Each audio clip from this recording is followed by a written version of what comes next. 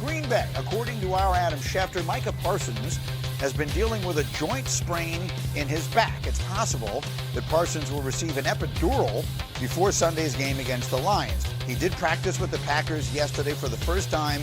According to several players at practice, he was a limited participant. Now, we all sort of scoff at his quote-unquote sore back while he was a hold-in in Dallas. Does this suggest, Grouse, that there is something more than we expected involving his condition? I don't think it's. Yeah, it doesn't sound. I don't think it's anything serious. You know what I mean? Like, I don't think it's anything that like Packers fans and the Packers should be worried about. And the reason I don't think that is because the Green Bay Packers traded 2 first-round picks, one of their defensive starters, and then gave him $47 million a year, $150 million guaranteed. They did a physical. So if there was anything to be concerned about long-term, then maybe the Packers don't. I mean, this is a serious organization. Like, this is not, you know, they're not just doing it just to do it. They would be careful. So I don't know, you know, these details come out now.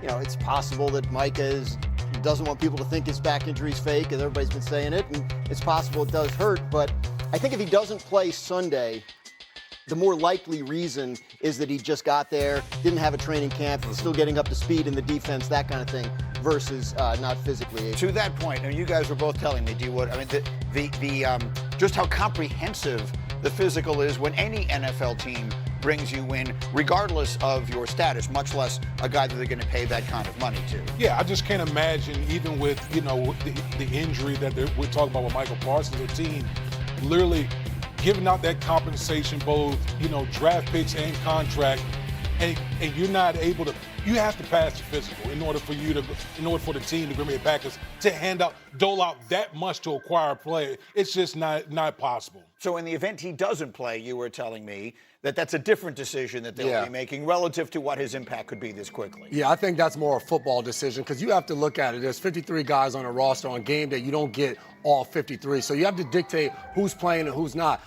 Micah Parsons' impact in 10 to 15 plays, is that worth not having another guy available to play a full 4 quarters wherever you may need him? I think that's the decision Jeff Hafley, the defensive coordinator, and Matt LaFleur, the head coach, have to make when it comes to your point. So what you're saying is that this is a guy, regardless of whatever the condition of his back is, he hasn't been practicing, he hasn't been in football shape, as you guys talk about all the time. He gets there and goes through his first workout yesterday. You don't think he can play a full game on Sunday? You develop a package for Micah Parsons. For one, he doesn't know your playbook. He doesn't know the communication. He can't go out there for 65 snaps and line up next to guys and know what he's doing. So you design a package to get him out there and get him in a position to create havoc. Okay, so that's fair. So let's talk about what he does bring to this team, whether it is this coming Sunday. By the way, they open with the Lions, so that is a game that could wind up having enormous impact as the season goes forward if we project both those teams to be really good. But if I can put up B11, here's why Micah Parsons might be exactly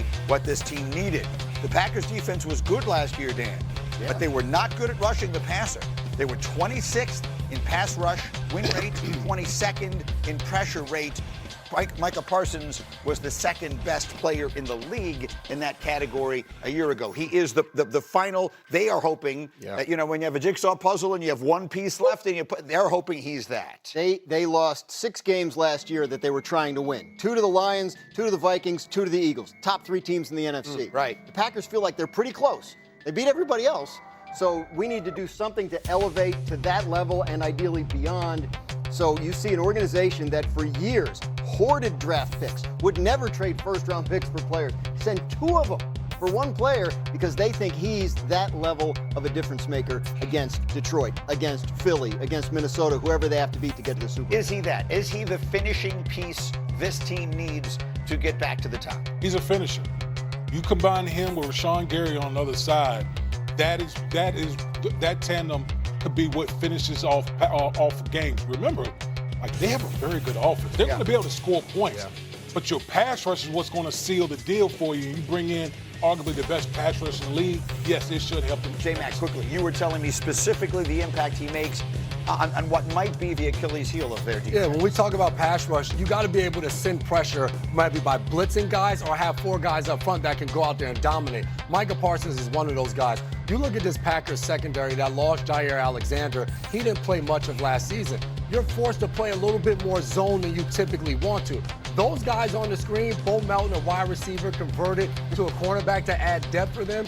Those are the guys with the biggest smile in the locker room when they see the trade for Micah Parsons. You know what? Life just got easier. Now the quarterback has less than 2 seconds to get the ball off before somebody's punching them in the mouth. They'll have a big smile. They went home, called wife, like, hey, we might be here for a little bit while. Yeah, Contract just this got thing pushed could down go the well. line. Although it's not going to be easy week one, obviously, against the Lions and that crazy offense and Amon-Ra St. Brown and those guys. Okay, let me run a very quick hurry up. One item only with you, Dan Graziano, and that is in Miami, I noted with interest that Tyreek Hill was not named one of the team's captains. And after all that has gone on there with some of the controversy of his comments and now trying to work his way back in to good graces, I would ask you the question, is this something or is it nothing? It's something because it sort of reflects what's been going on with Tyreek Hill there. Tua Tagovailoa saying in a press conference that Tyreek needed to repair some relationship. Tyreek coming out and apologizing to the team, saying at one point he didn't think he was going to be a captain this year, as he was for the last 3 years, because of the way last year ended and because of the way he acted. When I was at the Dolphins training camp, there was a lot of talk in that building about, you know, we don't have outside expectations anymore. We can get down to the nitty-gritty, the real work. And that includes repairing these relationships that need to be repaired in the building. So everybody said they're working on it, you know, seriously, not just, you know, platitudes and press conferences and stuff. Maybe this is another indication that that's true. Everything that's come out of Miami, it's been a total kind of rebirth. All they've talked about, Brooks, their middle linebacker, this has been the hardest training camp I've been a part of. They had joint practices against 3 different teams. They went on the road for 10+ days in training camp to do those joint practices. This is a team for the past few years, we've said they're soft. They can't win games in cold weather. They can't run the ball when it matters. This is a team trying to prove not only to the rest of the NFL, but to themselves that they're a team that's actually capable of winning games late in the season. Are you concerned about the Tyreek Hill piece of this? I'm concerned about the culture, and I think that's where it speaks to what Dan is talking about is as far as the culture down in Miami. They had 4 captains last year no longer on this ball club. We've heard Tua Tagovailoa, and I think at the beginning of training camp, talk about how there's still work to be done with him and Tyreek as far as repairing that relationship. I mean, think about this. You're making these comments in training camp. You've had all offseason, OTAs, minicamp, and you're still addressing this. There's a lot of damage that's going on as far as the culture in Miami that gives me pause as far as what is this team going to be as we move forward in the season. I will say this. You don't need every guy to be a leader. Tyreek Hill is the type of player, I don't need you to lead anybody. You come in, you run by people, you make big plays. Don't worry about leading the other guys on this team. We have leaders. You just go out there and dominate and worry about Tyreek Hill being in a good headspace to go out there and put up 1,000+ yards this season. Feels like a team that needs to get off to a fast start. Otherwise, you'll see what may go from there. Speaking of not getting off to a fast